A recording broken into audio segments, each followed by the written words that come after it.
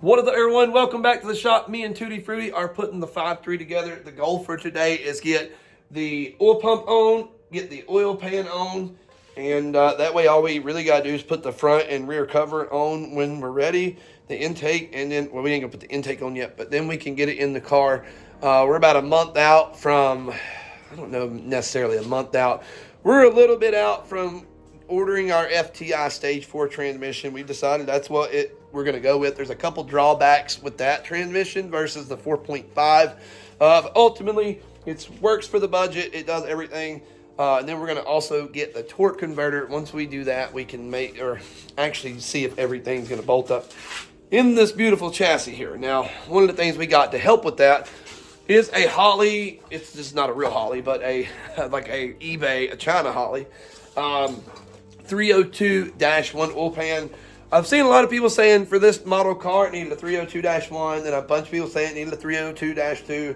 From my understanding, the 302-1 gives more room out of any of the other swap pans. Now, I'm brand new to this platform, so I may be wrong. So I went ahead and ordered a 302-1. Worst case scenario, I'll have to order a 302-2, which this one came slightly damaged. As you see, in the sealing surface of the oil filter ain't the best either. So we may be getting money back on this, which will supply us a 302-2 if we need one. I'm not sure how that's going to go down. I've already got a hold of the seller. We'll see how that goes. But from my understanding, with this oil pan, we don't have to cut the windage tray. And the worst time is when you're wearing good clothes. When you're good clothes. Anyway, I don't think we have to cut the windage tray with this. We're going to see. But once again, like she said, I don't want to do too much. I wore my good clothes down here. And I wore my good shoes. Some white golf shorts. I don't golf. I love golf shorts because they're comfortable. Get them at Goodwill, baby, $4.99. But we're going to have to clean the windage tray up. And once we get everything buttoned up, like I said, front, rear cover, we should be good to go. I got a bunch of extra gaskets for this engine, too. The only gasket that I don't have that we still need, which isn't a big deal right now because we got to take it off, again, is a valley cover gasket. But anyway, we are going to get to work getting this oil pump on. All right, guys, we got our Melling high volume oil pump that we're going to be putting on the 5.3. I have my two gauges right here. Feeler gauges we're going to use to shim it up. I got to get all these bolts off. I love leaving the bolts in place. That way I can kind of keep up with everything. So we're going to take the back off of this, put it onto the engine, and then we're going to shim it up, bolt it down, and we should be good. I don't know when I've ever shimmed an oil pump, but we're going to be shimming one today. I've never had to do this. But we're learning. It's all right. So let me get everything set up. We'll be back.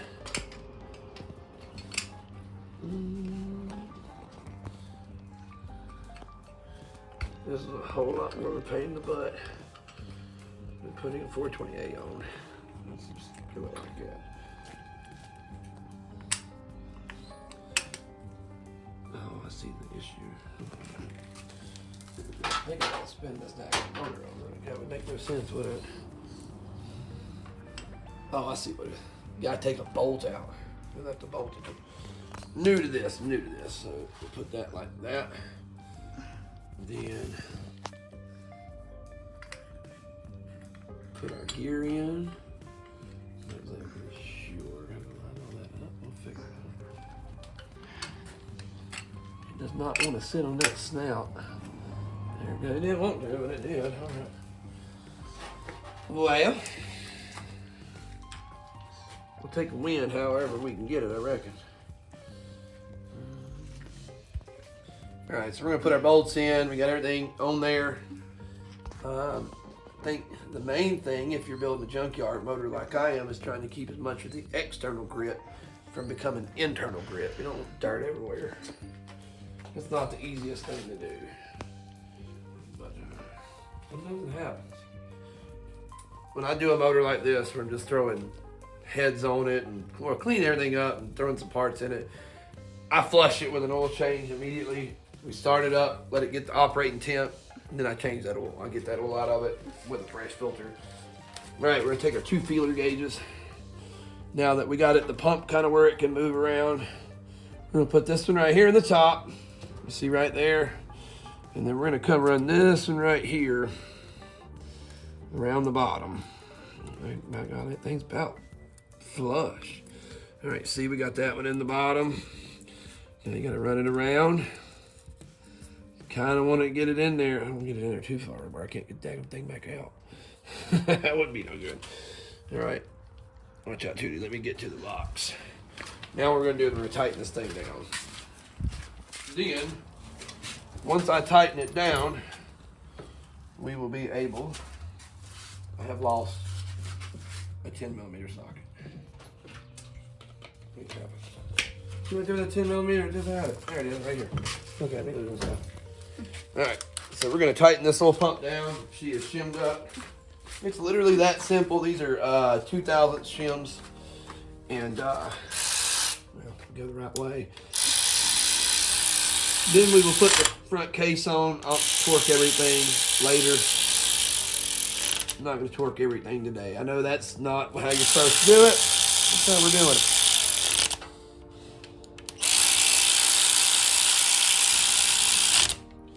Can't make 800 horsepower if everything's too tight.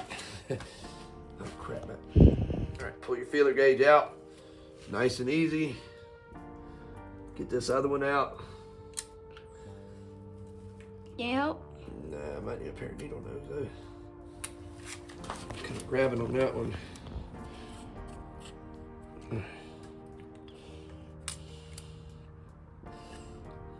There you go. 2 shims. Everything's nice and shimmed up. We're gonna go back, just kind of check everything. See, the shim goes in there nice and easy. So we're good. I don't know, we're a little hard on that. You don't want it too tight to where No, it we're can't gonna go. shim. We're gonna try that one more time. I don't like the way it's kind of getting hung up on that one side. So, you know what? It's all right. We're learning. Not too upset me. I'd rather do it 2 or 3 times and get it right than do it one time and try to get done in a hurry and do it wrong. Just lay those shims down. And nothing Russian ain't gonna do. And So- nothing Russian is gonna do good. Let's see here. Clean their shims back off. I've done sat them over there. Right, so I'm gonna actually put this shim. It seems to not like this side of the gear more right here. So I'm gonna shim it right there. And I'm gonna shim it right here. That seems to be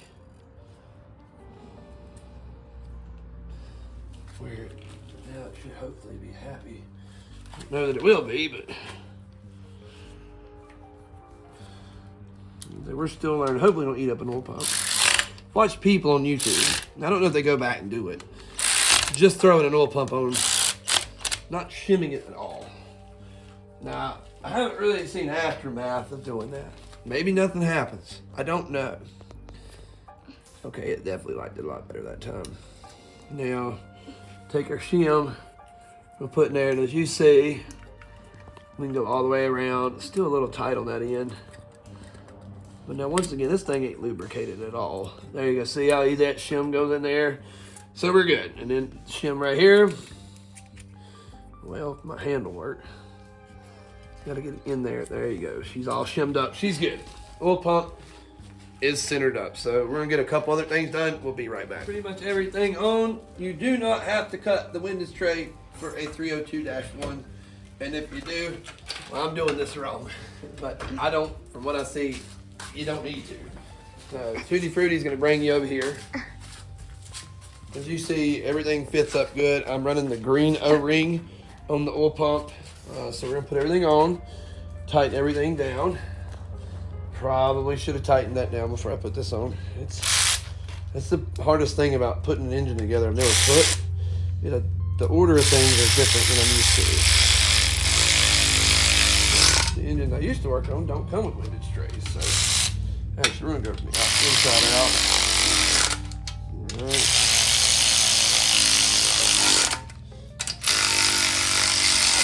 Think. Then we're gonna bolt it down on this oil pump first before I bolt it down on the block. It came with bolts. I don't know where they're at though. They're supposed to be in this pack. They're not in here. And I'm pretty sure I threw the old oil pump away. We'll be back when we find those bolts. Earthquake, ready? Ready. All right, so we found 2 bolts in the shop that I'm pretty sure are not the right bolts, but do work. So, if they work, that makes them the right bolts. Even if they're not actually the right bolts. So, If they fit, they fit. Fits, it ships. Kind of situation, and it looks like we're shipping it out. Those might have actually been the right bolts. I really don't know. No, they're not. There's way too many there to have been the original bolts I took off because they would only be 4. They only had 2 oil pumps in the building. And Are you we're taking gonna them keep off? going until they get, they keep loosening it up. We'll tighten the other one down. So we're just gonna make sure there's snow. We do not want leak. This right here. So a lot of times in a Yukon, really anything takes this. The reason you lose oil pressure is this seal fails, or normally I think it has 1 bolt and the bolt backs out and then the pickup tube drops in the pan. It's a common problem, so we're putting both bolts. We're making sure there's snow because we don't want that issue. The melling comes with a green and a black O-ring. This one called for the green O-ring. We pre-lube, made sure everything's right. It's a very common failure point. We don't want that to happen and then us turn 7,000 RPMs because 7,000 RPMs without oil will destroy an engine. There's no question about it. It will be a matter of seconds. I don't even think it'll take that long. We got everything else pretty much on. I can get back to tighten everything up. Watch out, too. Let me grab that other ratchet. We're gonna run everything else down, and then hopefully we're gonna get the oil pan and the front case on. Our front cover. The only thing we need is the rear cover. And I mean, this engine's pretty much ready to go to the car as soon as we get transmission. We'll come back and snug these with something else. The old Hyper Tough, I think that's pretty freaking good. When it's low in power, though, it's more than happy to let you know that it's not happy and that it needs more power. This is the smallest battery you can get. And I need a bigger one. We're gonna go get one. I look at one every single time I go to Walmart. Haven't purchased yet. Why you got them sideways? Tootie, they're in like a. You're over here putting y'all through an earthquake. What in the world? It's all right. Tootie's new at it. We'll get her camera skills on par. All right, we're gonna tighten all these down with my hand. I think that's pretty good. And then we're gonna do a wrench to get to open, I think.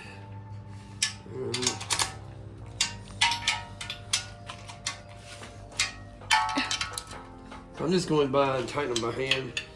Yeah, we can't reach out. Watch out. I gotta get a wrench to get to that one. I went down as far in my hand as I can, so I ain't sitting here wrenching for freaking out. I don't have ratchet wrenches yet. So we're gonna be here for a second. I gotta wrench that whole thing down. Then we gotta do some tool organization, some housekeeping. I'm big on housekeeping. I like a clean shop. We've been blessed to have a nice shop. Yeah, it's not the biggest. It don't have lifts. But my golly, we're doing all right. And there's sometimes that you get a little upset because you don't have lifts or you don't know anybody that has a lift. The shelf says less. But we got it pretty good here, don't we, Tootie? Sometimes we forget how good we got it. So we're doing all right. But we got us a pretty junkyard motor on the stand. I think we should make comfortably 700 when we decide to turn the boost up. I don't know, to be honest with you, what it's going to do. Might go out first pass and blow our guts all over the drag strip. I have no idea. Hopefully not. We don't want to inconvenience anybody because I definitely will do it. I'm going to go back and tighten all these again. Just make sure. I am in love with these Icon wrenches, guys. Like, from a guy that has used nothing but snap-on wrenches up till now, freaking Icon, baby. Icon, baby. Love Icon. Do you like Icon tools? You think they're okay? I never used one. We'll get an update when you use one. You know what? We might buy a snap-on wrench and then the equivalent Icon and let Tootie use them. And then consider she knows nothing about tools. She doesn't know which one should feel better. So whichever one she likes more. So obviously the better tool, right? I think that's how that should go. All right, watch out. Let me grab a front cover here. Do I pause it or what? Well, a lot of editing to do. All right. I think this is the front cover. I think those are the oil pump bolts in there.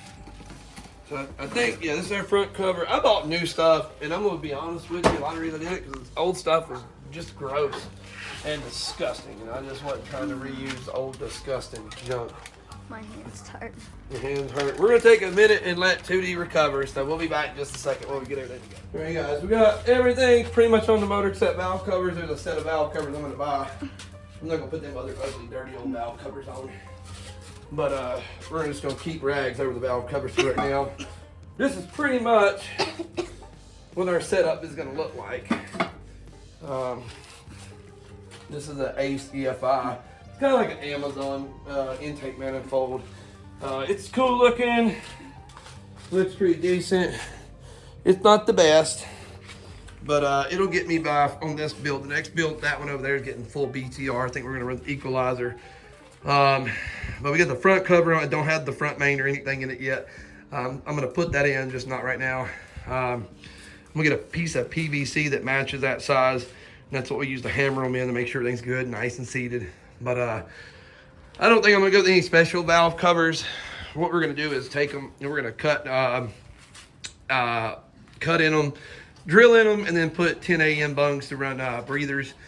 That way we should be good. Being a turbo car, it might push a little bit of oil, and that way we can just kind of let the motor breathe a little bit better, keep from building up crankcase pressure, and hopefully everything will be good. We got the 102 mil. I think it's the 102 millimeter throttle body for this one.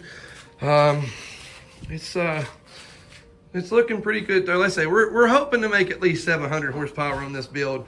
How long it holds out, how long it stays together, really don't know. But we got this one over here, and won't be long. I'll probably have 2 more of these. I think the actual fully built engine for this car is gonna wind up being a 6.0. I'm just seeing 6.0s do like really good things. I like the 5.3, nothing against 5.3. 6.0 is a beast though. Like, it's a little bit more displacement, and I'm pretty down with that. But anyway, that's been the video today, guys. Tell Tootie she did a great job in the comment section. Before we end this video, make sure to smash that bell and hit the subscribe button. Make sure you smack the subscribe button. Is that a booger? You got a booger in your nose? Oh. Anyway. And make sure to smash that like button. This has been the video, guys. We're going to cover this thing up, and we're going to get back to the house. And we will holler at you guys later.